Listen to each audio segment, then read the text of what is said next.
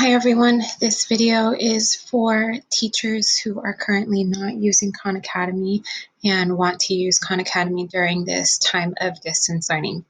Make sure that you're logged into your portal first. If you've never used Khan Academy, you're going to click sign up, you're going to click teacher, and ideally you're going to hit continue with Google so that it can use your school district email for that. I do have a Khan Academy, so I'm going to go to log in, and I created an account with my school district email, so I'm going to click Google.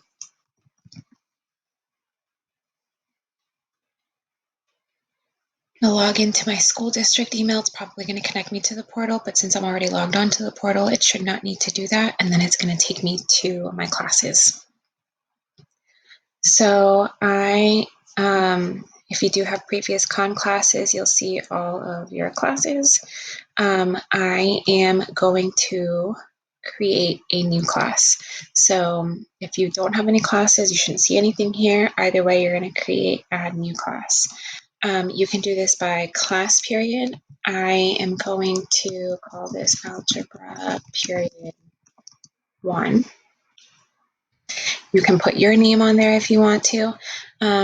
Here is where Google Classroom is actually really cool. So ideally, you've already set up your Google Classroom. You can actually import your class from Google Classroom and then connect a Google Classroom account. So I want this to go with my district portal. I do want to allow the permissions, and then I can choose a class. For example, in a previous video, hopefully you saw that video prior to this, we created demo class. So I want to import my class from demo class, for example. I'll hit next. I think I actually deleted all the students there. So it says we have emailed invitations to your students.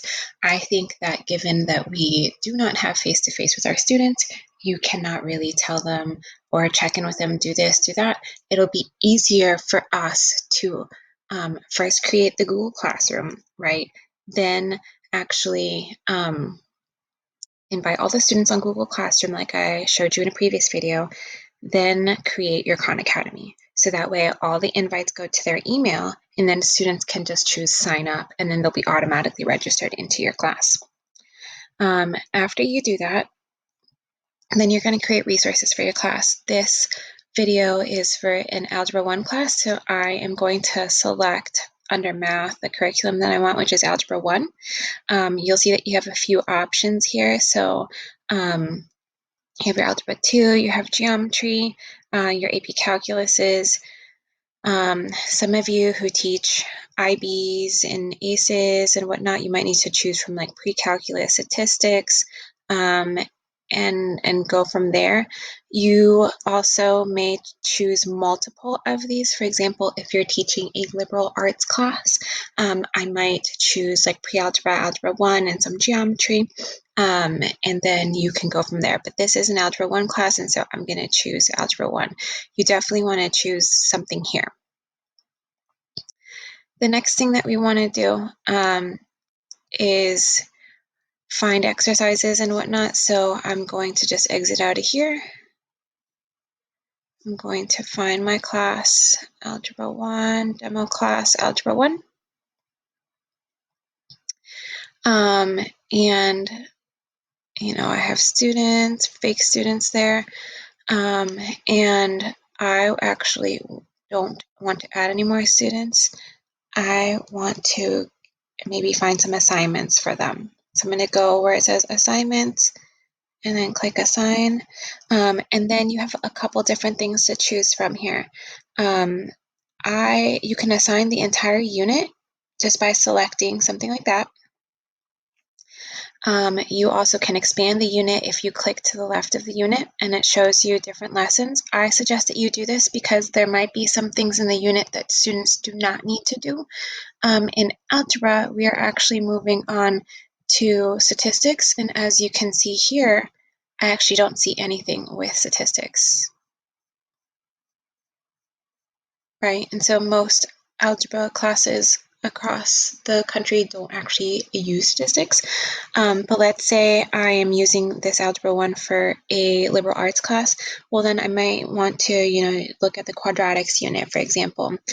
And then each one of these little arrows to the left of something actually expands the lesson. So if you only want to assign like the questions only because you're creating the video, then you don't have to assign the video.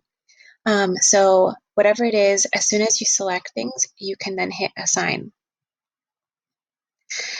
Once you hit assign, this would be great, different question set for each student, because that way it can eliminate concerns with cheating and whatnot. You want to assign it to demo class, you can switch your due date here if you want to. I don't have any students in here if you want to assign it to particular students. And then you would hit assign. Since I don't have any students, it can't really let me assign it right now. That's how I would assign that. Let's say Algebra 1 teachers are like, well, I don't find any of the statistics stuff. Well, then if you click courses, you should be able to find an option for statistics and probability. So here, for example, you have a couple options for students, right? Depending on what it is that you're going to start off doing in your statistics unit. So one of the first things that we talk about, maybe we want to talk about analyzing one categorical variable. So we can actually preview stuff this way. So if I'm like, I don't know if this is the correct thing, I can click, I can see videos, see if it's worth it and whatnot, and then go to lesson pages from here. This shows you like a student view. I can send it directly to Google Classroom if I want to do it that way. I personally like assigning things to students. And so I would recommend assigning so that way it pops up under their notifications and they log into their Google Classroom and they can see. So I actually am going to go back to my main page. I'm going to go back to my demo class.